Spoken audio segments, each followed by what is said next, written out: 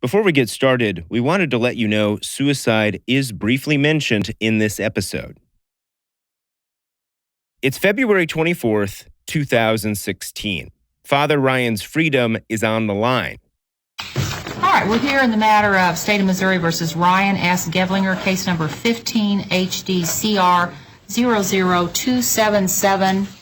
He's at the old Howard County Courthouse in Fayette, Missouri. It's in the center of their town square. The judge is threatening to put him in prison for 7 years unless he pays some overdue fees. We're here because he hasn't paid his court costs and he didn't come to court when I told him to. Both John Brown and his daughter Maria are in the courtroom. The sheriff is back in the room with him over here on the right, and I'm looking at him, and Ryan is shackled at the legs and he's handcuffed. John and Maria are investigators. They had taken Father Ryan on as a client a couple of months earlier, and they were gathering evidence for a lawsuit Ryan planned to file against the Howard County Sheriff. Father Ryan tells the judge he's broke. And apparently he doesn't work, and he says he's not going to work. The judge seems ready to throw Ryan behind bars. Then Ryan's attorney asks for a break, a few minutes to try and figure out some way to pay those fees. And we'll go off the record. It's after this moment, the part off the record you're not going to believe. Father Ryan sets his hopes on John Brown. They said, "Can you pay it?" And he couldn't pay it, but he's looking at me, and he hired me. Maria, his daughter, is looking to John to save the day too. How could this poor man be put into jail? Please bail him out. He's so innocent. He's so great.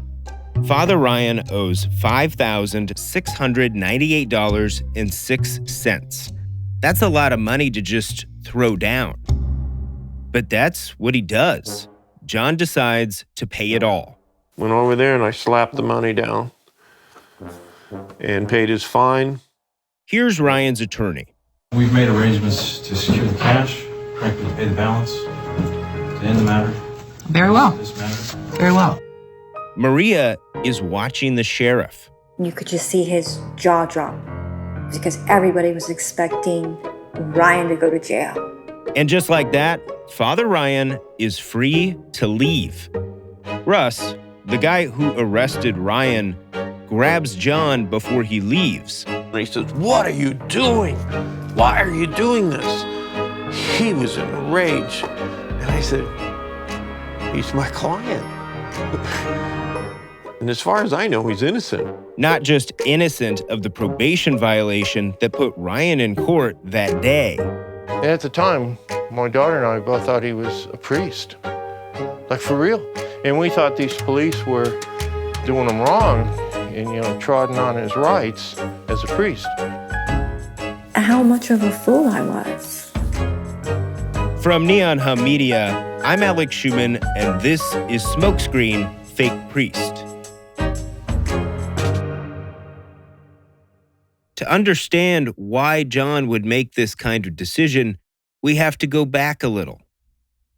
It's January 2016, a month before that sentencing hearing where everything was on the line.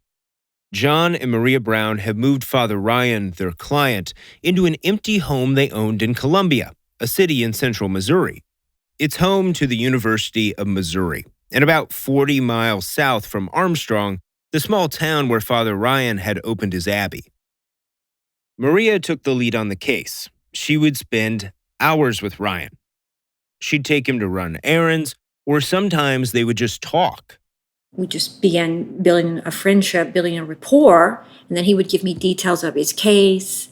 I would then document the facts and then go research them and pass them on to John and the attorney so that we could build his case. The case they're building is against the Howard County Sheriff Department and Russ Harrison. Father Ryan has convinced them that Russ was out to get him. Ryan wanted to sue, but in order to win, he needed evidence. John and Maria were hired to help him gather it. What's a little confusing is that John is also good friends with Russ, the guy who wanted to put Father Ryan in jail. We had been friends for about 25 years or more. But John and Maria still took Father Ryan's case. They saw flaws in Russ's investigation, but the whole situation was delicate. I didn't tell Father Ryan that I knew Russ Harrison on a personal level. And since he had this vendetta against Russ for writing this false probable cause statement, Maria and John really believed Russ messed up. The probable cause statement was junk. I've been an investigator since 1993, and it was just junk. You could see it was so biased and it was fabricated. They bought Father Ryan's story that there was sort of a conspiracy to get him locked up. In fact, during one of her talks with Father Ryan, Maria learned that Russ may have had a unique motive. just a couple of weeks after we put him in the house, he let me know that Russ Harrison had pursued him sexually. In other words, Maria is saying Father Ryan told her Russell Harrison had hit on him, pursued him, and when Father Ryan didn't welcome his advances, Russ got pissed. Maria didn't think this case was entirely about elder abuse. She suspected it was about love and revenge. I wanted to extract the facts from their relationship because I had, hypothesized that this was a love affair that had gone wrong. She thought Russ could have arrested Father Ryan out of spite. Russ didn't actually use facts for that probable cause statement. He let his personal emotions get involved and to say, hey, if you don't want to be my lover, well, I'm going to just put you in jail and then I'm going to see you every day. That's an incredible accusation, but the Browns don't make it lightly. Well, it's a possibility. I know Russell Harrison for 26 years. He was my dentist. And it's a possibility. What John's saying here is that he thinks his old friend could have had a romantic relationship with Father Ryan. But it wasn't just speculation. John and Maria did their own investigation too. Here they are interviewing neighbors of Father Ryan's church. It's February 2016. Did you ever see a man in uniform around there very often? Oh, yes. The neighbors saw Russ park outside to go to Sunday services. Did you ever see him other than Sundays, like throughout the week? Oh, yes. Okay. Yeah, he was there quite often. Was he in uniform? Oh, yes. They noticed Russ at the church. A lot. Well, he'd be here 2 or 3 times a week, 4 times a week, maybe twice a day at times. Okay. Sometimes he'd be here for 10, 15 minutes. Sometimes he'd be here for an hour or so. Their investigation was pointing John and Maria in a certain direction, one they knew would sound shocking to a lot of people. They were quick to remind me that as investigators and expert witnesses, their income is totally dependent on how reliable they appear in court. If we lie, we're dead. If we lie about this stuff, it's over. You know, they pay me a lot of money, and they trust my work, and they trust Maria's work. If Maria and I ever told a lie, we would be impeached. And if you're impeached as an expert witness, do you think a law firm will hire you? To get to the bottom of what really happened with the two men, Maria goes back and forth between them, talking to both Russ and Father Ryan. So there were a couple of times where I'd meet Russ Harrison and he'd tell me his backstory and his interactions with Ryan. Ryan doesn't know that I know Russ. Then he's telling me his perspective on their relationship. She kept them both in the dark so she could get them to talk freely. And they did. And I think by me validating Ryan, that's why he started talking about the closeness of their relationship. I talked to Russ Harrison. He said he couldn't do an interview, but that he identified as a straight man. He denied John's claims, including the whole idea that he ever hit on Father Ryan. Maria and John collected enough proof of the relationship that it was included in the lawsuit against Howard County and Russ. It was framed as a possible motive for Russ to push the charges, even though the alleged victim, Patricia, didn't want the case to move forward. Father never suggested, he never said anything about wanting any of my money. He never said anything about getting any part of the farm. Ryan's lawsuit accused Russ of lying and the sheriff's office of being negligent. The lawsuit also alleged Ryan was mistreated in jail. Oh, it was horrible. It was pathetic how they were treating this man. I promise you, that jail was hell. The lawsuit accused Russ of making sexual advances on Ryan, advances that Ryan rejected. So Russ got mad and started accusing Ryan of crimes. And I did my job. I collected the evidence. That's the mindset John and Maria went into that courtroom with in February 2016. They felt Russ and the sheriff's office were just out to get Ryan. Remember, they had arrested Ryan 22 days earlier on a technicality. They said he hadn't told his probation officer he'd moved into John Brown's property. John said he told Russ himself that Father Ryan was staying at a house of his. I said, Russ, he's staying with me. I've got him. He's nothing, nothing's going to happen. He's not running away. John's pitch to Russ didn't work. He sent the police down there to arrest him. And the police went down, and right there on the spot, Ryan collapsed on the floor. He said his heart was bad. But that's Ryan's modus operandi, man. Anytime he gets in trouble, he collapses on the floor. But the police took Father Ryan in, and he would spend the next 22 days in jail, waiting for a hearing with the judge. Maria had been visiting him and didn't want to see him suffer any longer. And then towards the end of his 22 days, I had gone into his cell, and he wanted to die.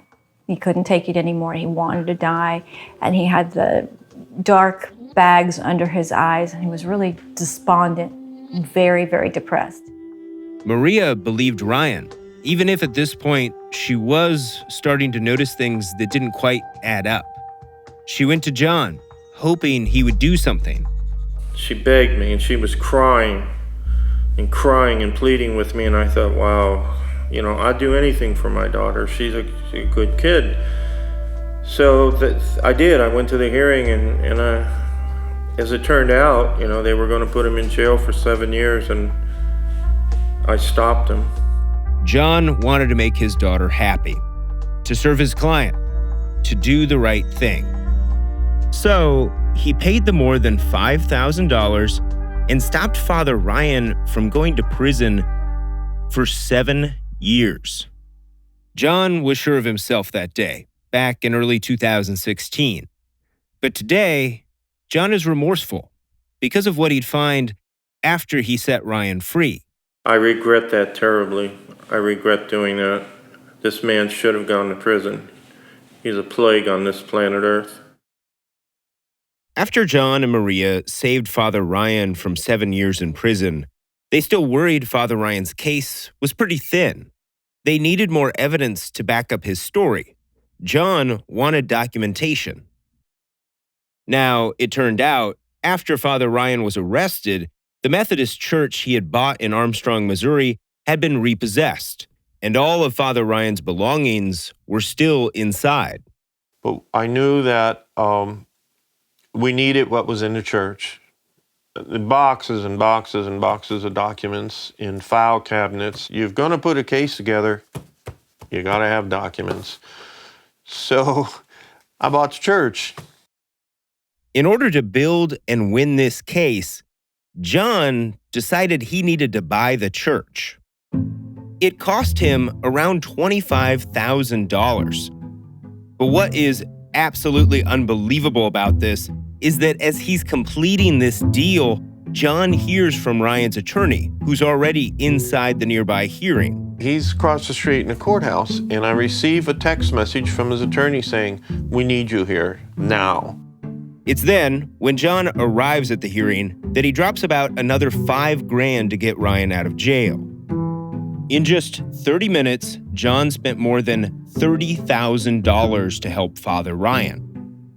It was a risk because he also had no idea what was inside the church when he bought it. This church is a unique piece of property. The sanctuary is a big octagon. Father Ryan bought it from a French musician. The musician used to travel to the small Missouri town to take advantage of the church's amazing acoustics. Father Ryan instead preferred to keep the place quiet.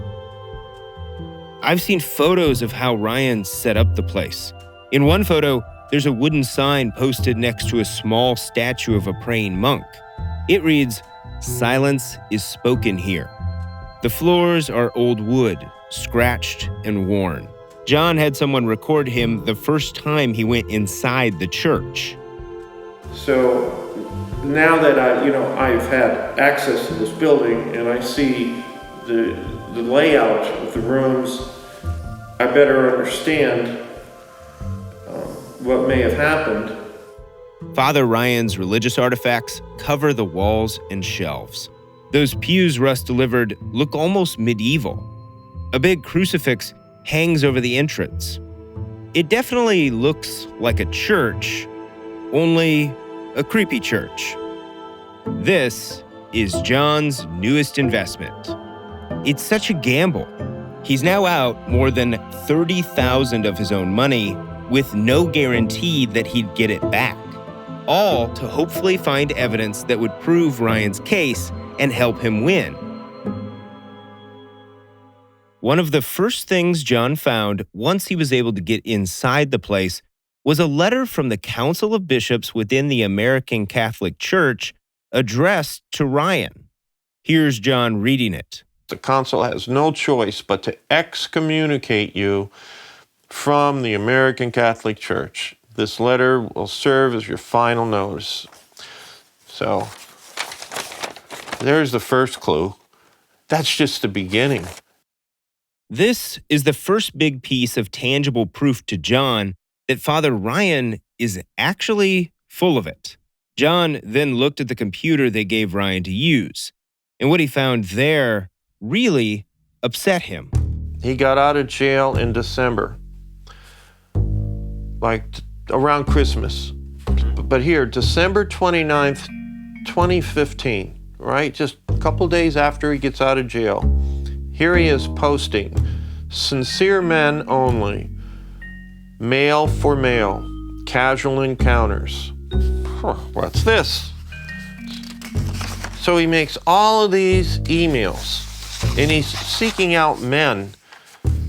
Here on Friday, 1 January 2016 at 1919, here he's talking with one of his people he's trying to entice. He's trolling for men.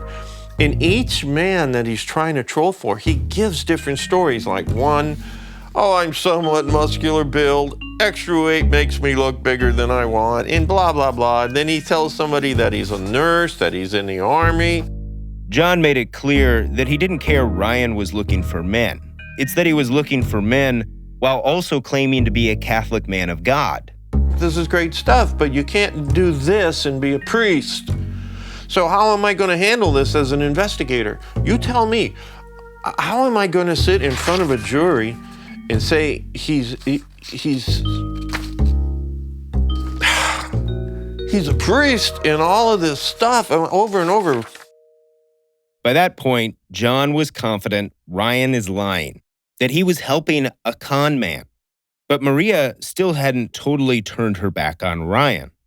She seemed to find ways to make excuses for these first discoveries. She thought Ryan might be gay, but he could still have gone through the process to become an ordained priest. She just thought he was struggling with how to balance his faith with his sexuality. I felt, at that time, that he was telling the truth, that he really was a priest. He was just a conflicted priest, who was gay. But as they spent more time together, things started changing for Maria too. His inconsistencies, they became more blatant. Things really weren't adding up. A priest is not supposed to have relations outside of the church. And Ryan had told me, I'm a celibate priest, but I'm not a celibate man. And then I thought, this isn't really making any sense. As Maria was starting to see Ryan differently, John was finding hard evidence of possible crimes. Since buying the church, he was also able to access Ryan's financial records. And then I start looking at other things, like I could see where he's stealing money. I had all of his financial records.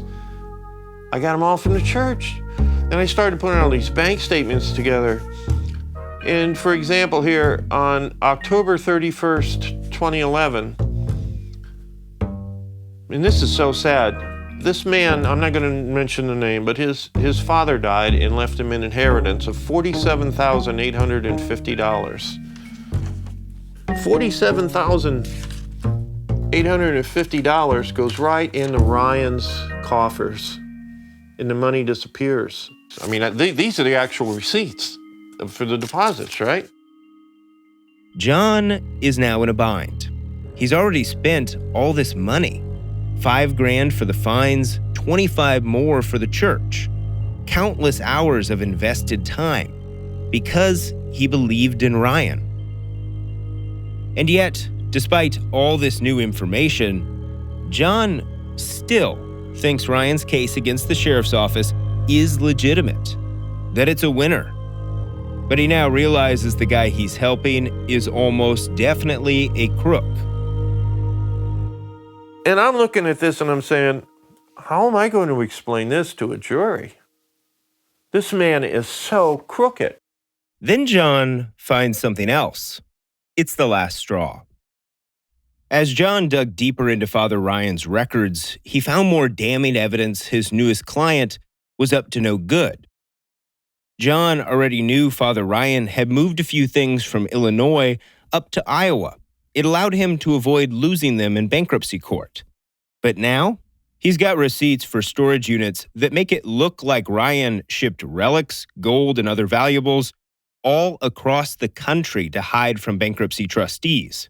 Ryan ships all the goods, the stolen property, down to these 2 storage buildings at this complex. So now he's got all this stolen goods, and they're hot on his trail. After Ryan got out of jail, he started to try to get these objects back. John's read the emails Ryan sent out. In them, Ryan isn't telling people he's emailing that he's Father Ryan. Instead, he claims to be Sister Maria, as in John's daughter, Maria. This is 2016, and he wants to recover either the money or some of these goods that he sent out all over the country so he wouldn't get caught with the hot goods. He turns my daughter into a nun, Sister Maria.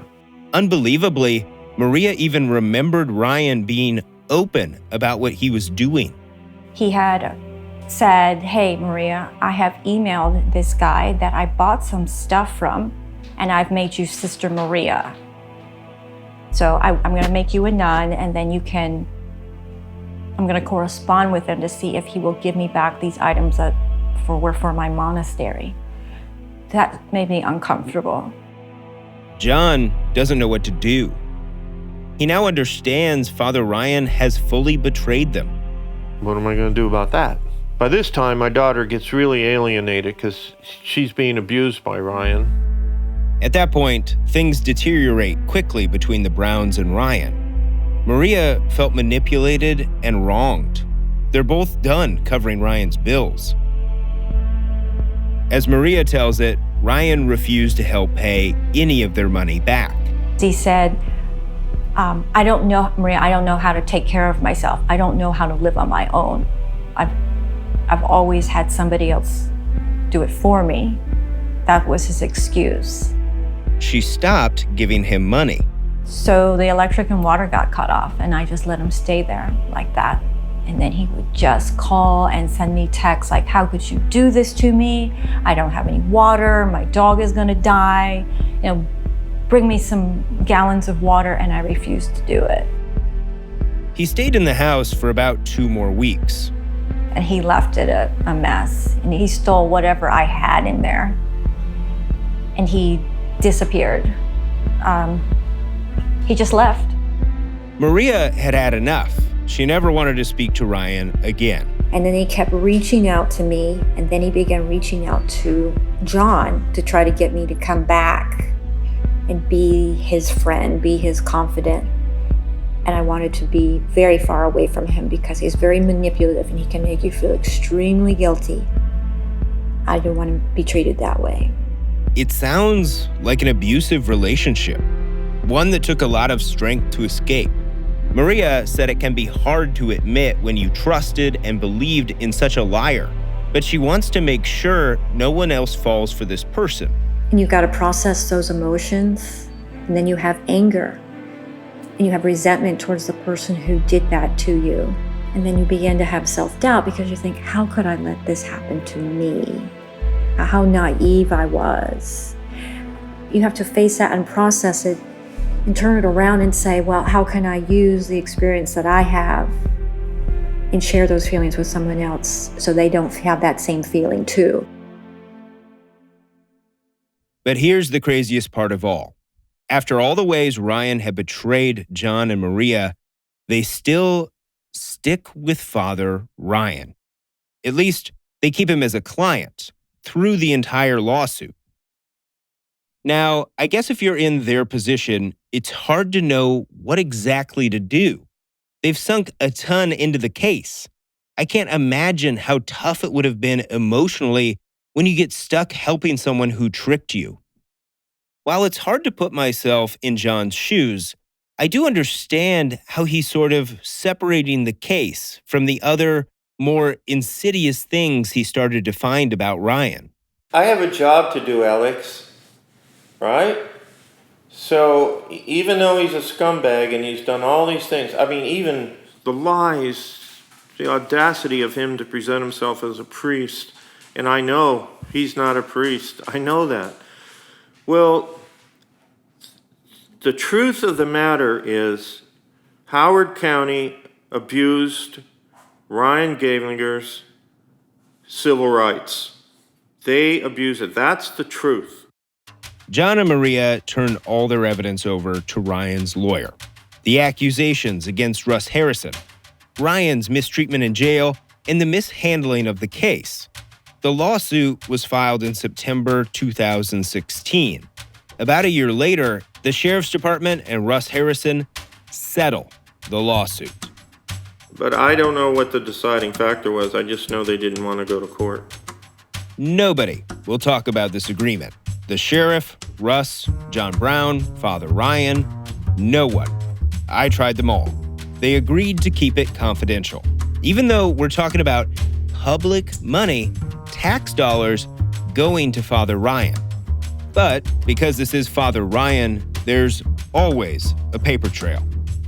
So while I can't get anybody to talk about it, I have read the settlement. Father Ryan agreed to release Russ, the Howard County Sheriff, and their insurance company from any future liability related to the claims in the lawsuit. Russ and the Sheriff's Office never admit fault, but they agree to pay Ryan $92,750 to drop his lawsuit. By signing, both sides also agreed to keep their deal confidential. That's why nobody will talk. It's not hard to understand why Ryan would have agreed to the settlement. More than $92,000 is a lot of money, but what he may not have realized is that the bill from his attorney would equal almost the exact same amount as the settlement. The agreement gave Ryan's attorney the power to take the money Ryan won in the settlement and use it to pay off Ryan's debt first. That meant the attorney could pay himself and John and Maria too before Ryan would have access to any of it. This time, it was Father Ryan who felt he got conned. That his lawyer had manipulated him, made him sign something that wasn't to his advantage.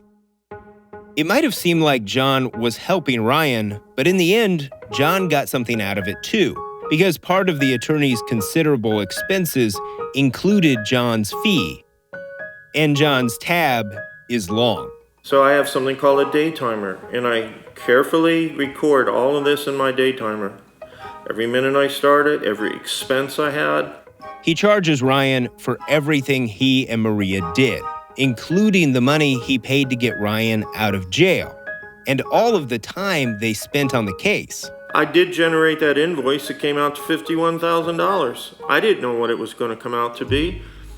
Really, I hadn't even looked at it because, I have other cases I'm working on. To be exact, John's bill to Father Ryan comes in at $51,307.86. But he did offer a 10% discount to drop it down a few thousand. But even with that friendly discount, Ryan was furious. We met together at a truck stop, and he was infuriated. He was screaming. And I think that this lawsuit was his, $1 million ticket. He just flew off into a rage. Ryan hired a new lawyer and filed a different lawsuit against his previous attorney and John. Father Ryan claimed the settlement didn't match his original demands.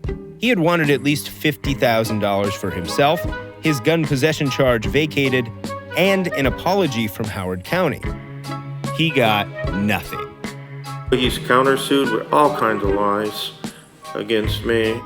Ryan also demanded John give him back his belongings from inside the church. But John wasn't going to give in to Father Ryan's demands this time. He was going to protect himself.